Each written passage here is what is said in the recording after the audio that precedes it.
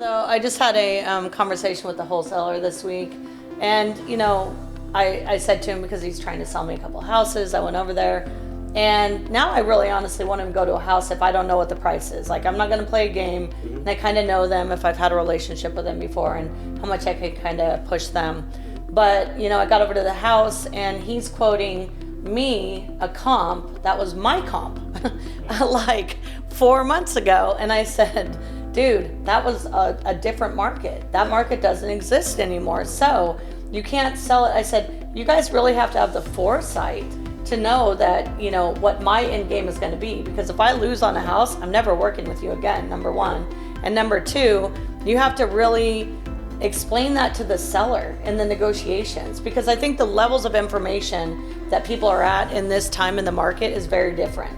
Sellers are watching what's on TV. Buyers are, being also scared by what's on TV, but no one's really looking at the market or the historical aspect of it or the trends.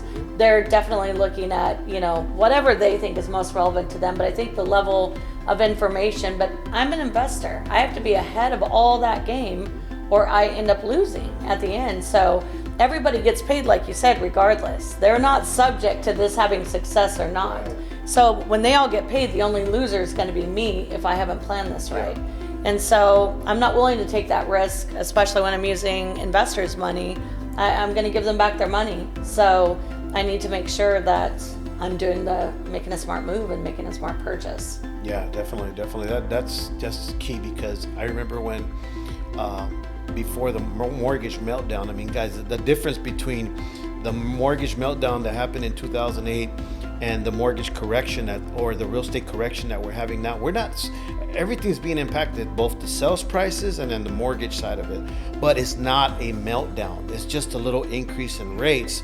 But for a buyer that's on the fence and they've been thinking, okay, what should I do? Can I buy? Yes, you should buy if you qualify, versus paying high rents, because rents are not going to ease off. They're going to continue growing, and you're going to be paying the landlord's mortgage, Yes. And then guess who's going to who's going to take advantage of the appreciation of that mortgage, of that real estate? The owner is, right? So I remember when I had a property in the city of Hawthorne. I went from a 2-bedroom to a 4-bedroom 2-bath, fully permitted, put a garage in the back, and I got caught in the middle of a crash.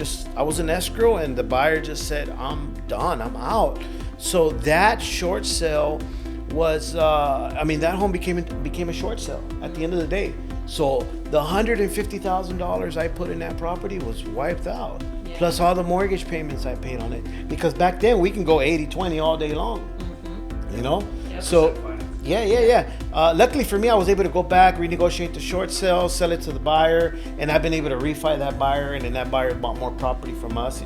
They just bought one in Palmdale this past month. But this market right now, it's I don't see it. I don't see a crash in it. I still feel like there's still a lot of opportunity, not only for investors, buyers, or even people that want to grab a lot of their equity that they have in their properties, invested in multi-units, and just kind of take advantage of where the market rents are, right?